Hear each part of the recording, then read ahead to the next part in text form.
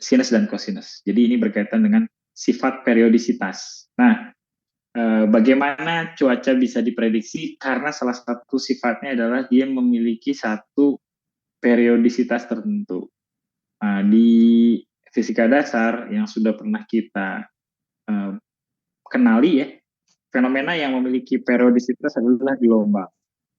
Nah, gelombang diwakili oleh fungsi sinus atau kosinus. Nah, ini yang secara umum mirip ya dengan fenomena lain yang sifatnya periodik. Nah, maka analisis menggunakan deret Fourier ini menjadi penting.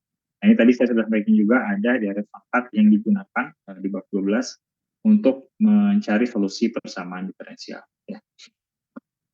Oke, kita mulai dengan deret geometri ya.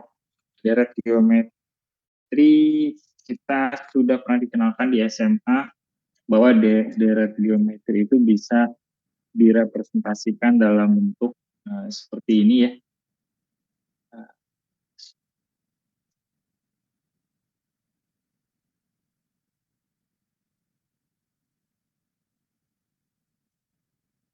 Oke, deret geometri bisa direpresentasikan seperti ini. Jadi dia punya A yang merupakan konstanta, R juga konstanta ya. Dan jumlah dari deret ini ya secara definisi jika deret tersebut punya jumlah maka dinyatakan seperti ini ya. S sama dengan limit N menuju tangga dari Sn. Nah, yang sudah pernah diberikan di SMA sebetulnya seperti ini ya. Ya, ada UN. UN ini sama dengan itu ya. A R pangkat N min 1.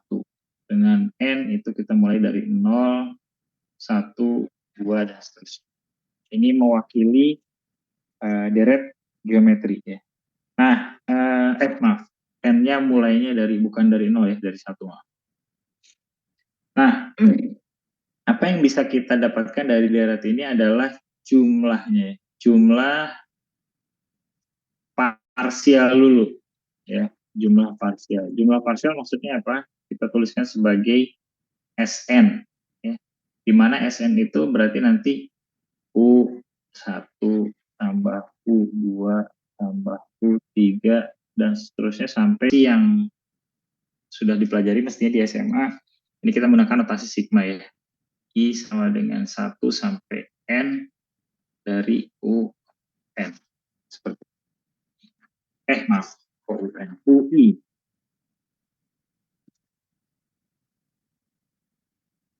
Ini.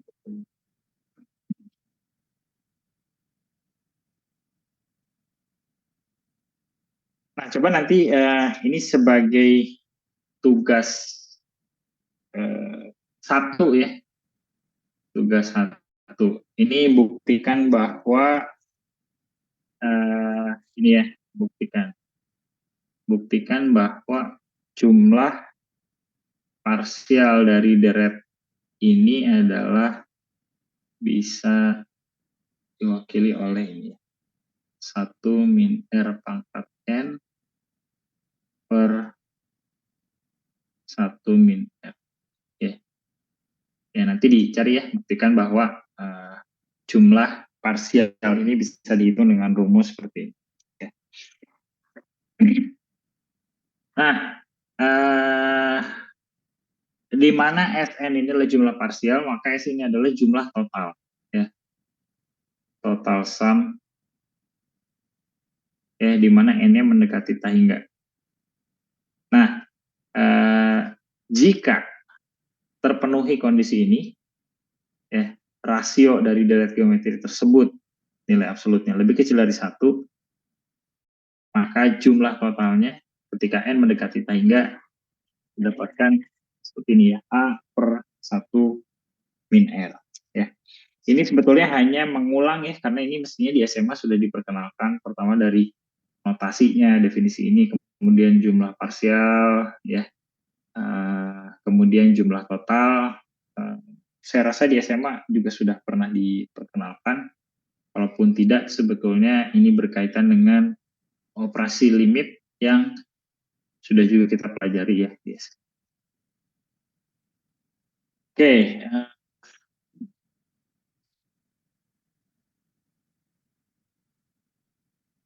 ya.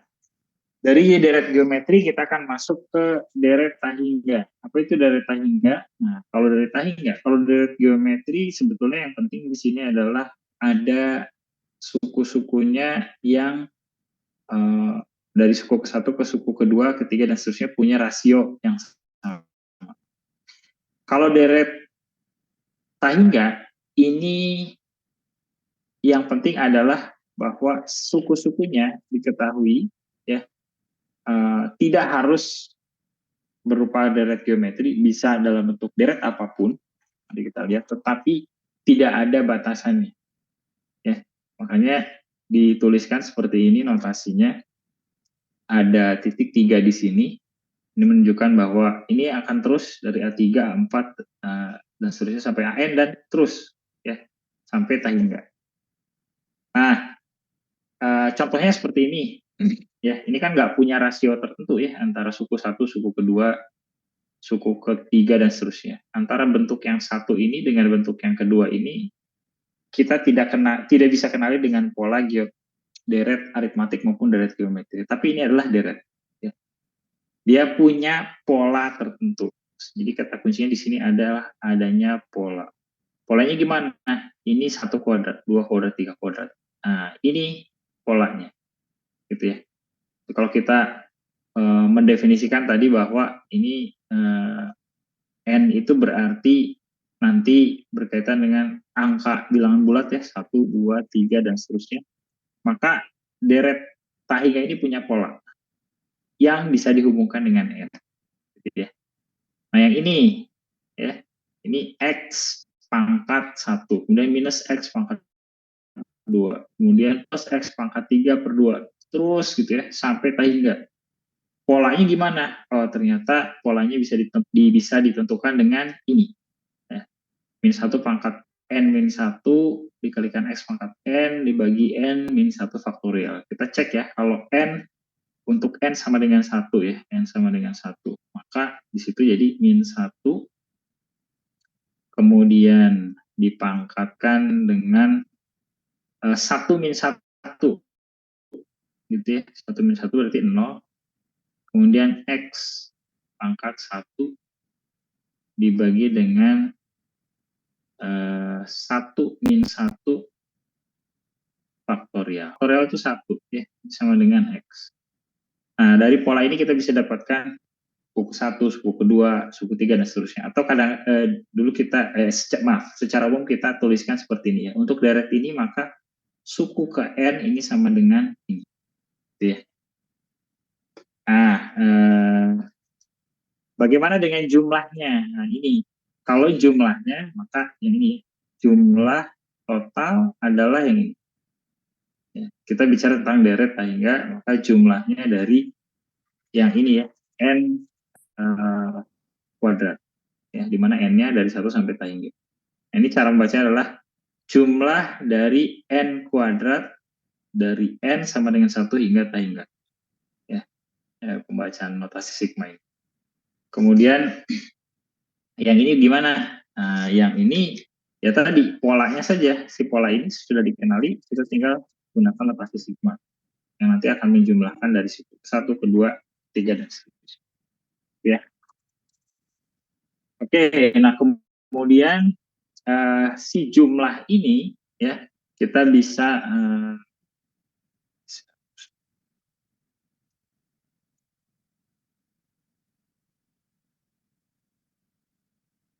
ya. Nah, kita definisikan bahwa jumlah parsial dari deret tahingga ini seperti ini ya. S1 jumlah parsial hingga suku pertama adalah A1 saja. Jumlah parsial hingga suku kedua adalah 1 plus A2. Jumlah parsial hingga ketiga A1, A2, A3. Kemudian jumlah parsial hingga N ini adalah A1, A2, A3, dan seterusnya sampai A, N. Ya. Dan maka nanti jumlah totalnya seperti yang tadi itu S-nya itu sama dengan limit N menuju Tahingga dari SN. Ini Tahingga. Nah, gitu ya. Dari SN. Kalau ada yang kurang jelas, silahkan diinterupsi ya. Oke, kita akan lanjut ke bahasan berikutnya. Saya akan menggunakan sebagian ini ya, OneNote. Nanti saya akan cetak PDF-nya supaya bisa dibagikan juga. Nah, ini saya akan mulai menggunakan tool MATLAB Symbolic Programming ya, untuk melanjutkan bahasan kita. Jadi tadi deret geometri, kalau barisan itu hanya urutan bilangan saja. Tapi kalau kita bicara deret, ini adalah penjumlahan suku-sukunya. Ya, jadi kalau baris tree, kemudian ini kita ambil contoh seperti ini ya. Jadi di MATLAB itu ada ekspresi simbolik.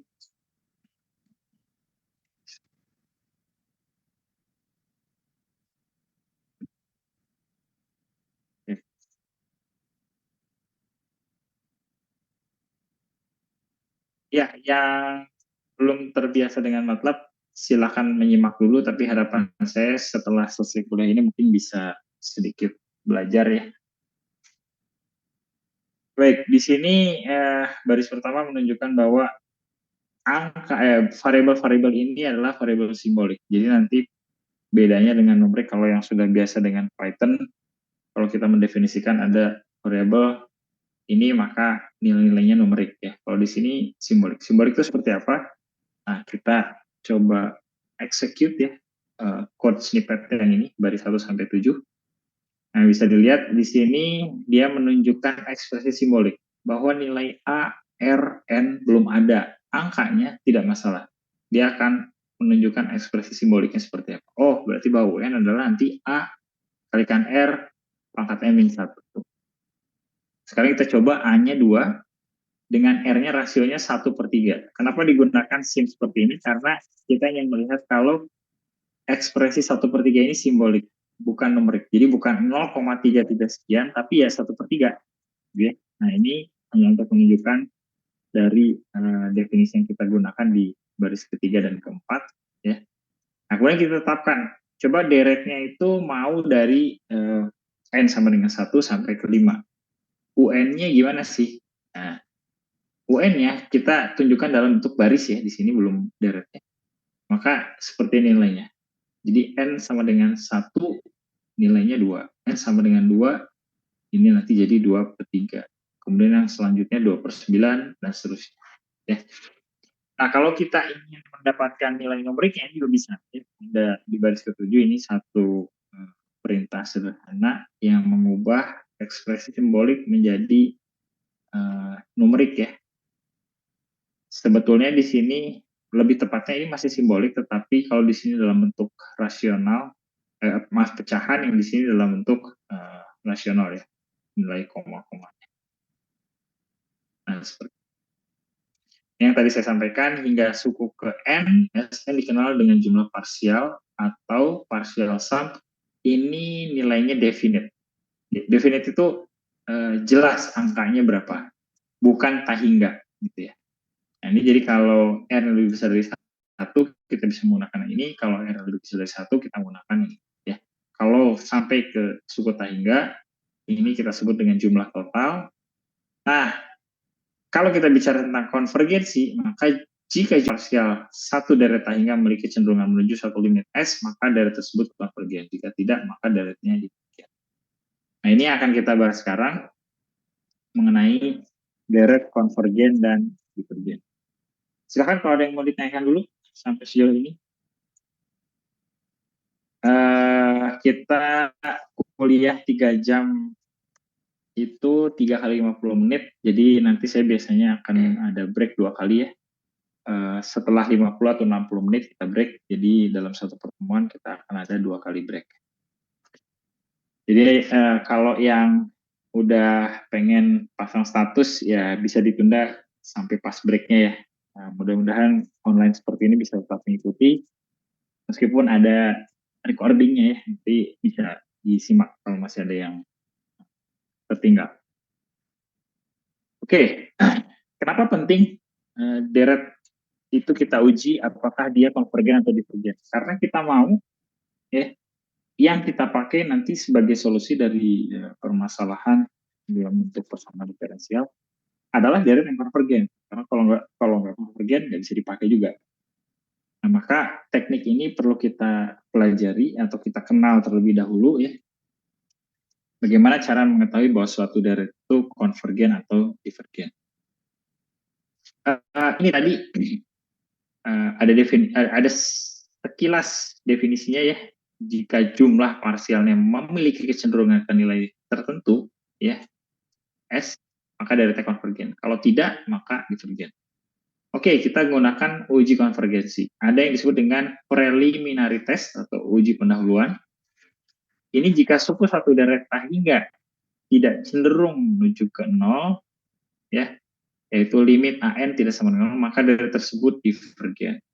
Jika berlaku limit N menuju hingga dari AN ini sama dengan 0, maka perlu pengujian lain. Jadi belum tentu dia konvergen. Ya. Tapi kalau tidak sama dengan 0 ya, untuk N menuju hingga dia sudah pasti divergen. Ya. Contohnya seperti apa? Contohnya misalkan ada deret seperti ini ya. Misalkan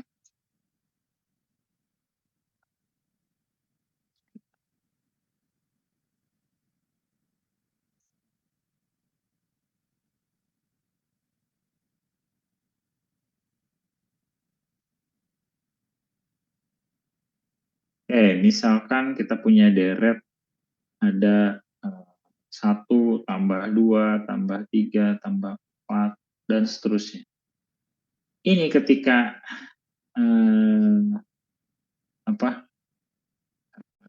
kita ingin mencari S, di mana S itu adalah limit di mana N menuju hingga dari Sn, ini akan hingga ya. Karena 1 tambah 2, 3, tambah 3, 6, tambah 4, 10, nanti tambah 5, 15. Dan seterusnya nilai akan makin besar nanti menuju hingga, artinya indefinite. Nah, ketika jumlah ini menuju ke satu nilai tertentu itu konvergen, tapi kalau tidak menuju ke nilai tertentu ini divergen ya. Tidak menuju ke nilai tertentu ini divergen. Nah, kemudian kita lihat dari uji pendahuluan. Jika suatu deret jika suku satu deret hingga tidak cenderung menuju ke 0, kita nggak menuju ke 0 ya, makin besar nih, maka deret tersebut jelas divergen ya, ini pasti divergen. Tapi kalau misalkan ini ada deret 1 plus 1/3 plus 1/6 plus 1/9 dan seterusnya. Apakah dia divergen? Belum tentu. Meskipun dari uji pendahuluan ini berlaku yang ini ya, bahwa suku-sukunya itu ketika N menuju hingga dia mendekati 0. Ya, atau pada saat limit N mendekati hingga A-nya itu 0. Ya, tapi belum bisa ditentukan apakah dia konvergen atau divergen. Kita perlu pengujian lain dan ada 3 pengujian yang bisa kita lakukan. Yang pertama dengan perbandingan. Kalau kita tahu ada sebuah deret sukunya M1, M2, M3 merupakan deret positif ya. Jadi ini syaratnya dia harus positif. Yang kita ketahui konvergen, maka suatu deret hingga yang sukunya adalah A1, A2, A3 akan konvergen jika nilai absolut dari sukunya pada mulai dari term tertentu. Term itu apa? Suku ya. Mulai dari suku tertentu ini lebih kecil sama dengan dari Mn. Ya, Mn itu yang sudah kita ketahui dia konvergen. Contohnya seperti apa? Contohnya adalah kalau kita punya misalkan ini ada di sini ya contoh.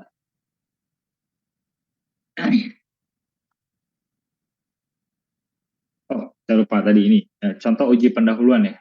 Saya kembali lagi sedikit ke uji pendahuluan. Uji pendahuluan itu kalau sukunya cenderung menuju ke 0. Ya. Nah, ini kita bisa cek, misalkan seperti ini.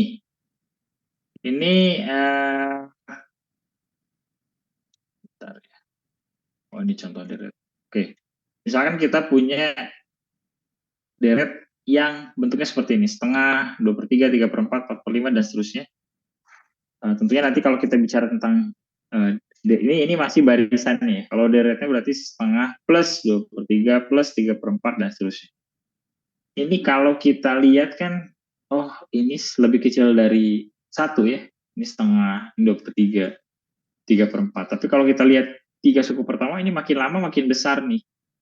Nah, betul nggak seperti itu? Kita plot saja suku pertama, suku kedua, dan seterusnya terhadap nilainya. Nah, maka kita akan lihat seperti ini. Nilainya tidak menuju 0, maka ini sudah dapat dipastikan bahwa deretnya adalah divergen. Ya. Gimana contoh yang kedua? Kalau ini belum tentu divergen. Maaf, tidak divergen tapi belum tentu konvergen. Ya. Jadi misalkan deretnya seperti ini, 1/2, 1/3, 1/4, 1/5, 1/6, 1/7. Kita lihat bahwa ini lebih kecil. Ya. Suku kedua lebih kecil daripada suku satu. Maaf. Suku kedua lebih kecil dari suku satu, suku tiga lebih kecil dari suku kedua, dan seterusnya. Makin kecil, kalau kita plot seperti ini. Ya. Dia kelihatan menuju 0. Tapi belum kita bisa simpulkan bahwa daerah tersebut konvergen. Hanya bisa kita bilang dia tidak divergen dari uji pendahuluan, tapi belum tentu konvergen. Ya. Nah, untuk uji perbandingan, kita ambil misalkan saja 20 elemen. Ya. Tadi disebutkan bahwa dalam uji perbandingan, mana tadi saya belum, di sini ya, maaf. Dalam uji perbandingan, kita membandingkan antara suku dari deret yang kita gunakan sebagai referensi, ya, itu kita sudah tahu dia deret positif dan konvergen, dengan deret tahinya yang kita uji. Nah, nanti kita lihat, diketahui bahwa kalau deret ini, diketahui bahwa deret ini setengah, 1/4, 1/8, 1/16, dan seterusnya ini, jumlah total dari deret tersebut definite, ya, dan sudah diketahui bahwa ini konvergen. Nah, kita ingin membandingkan kalau deretnya berupa nilai faktorial 1, 1/2, 1/6, 1/24, 1/20, dan seterusnya. Apakah ini memenuhi kriteria ini tadi ya, uji perbandingan. Caranya seperti apa? Kita bandingkan setiap sukunya. Setengah dengan 1, 1/4 dengan setengah, 1/8 dengan 1/16, seterusnya. Ya. Harus berlaku ini.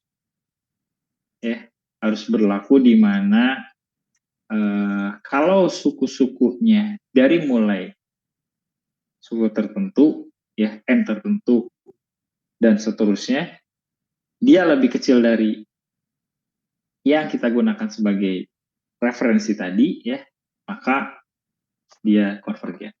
Kita ketahui ini konvergen, ini belum tahu kayak gimana, tapi dia menuju 0.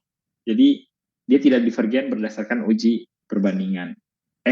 Berdasarkan uji preliminary. Nah, berdasarkan perbandingan, kita lihat seperti ini. Ini maksudnya apa, Pak? Oke, ini maksudnya adalah kita menguji apakah betul GN itu yang pertama tadi ya. Yang kedua, maaf.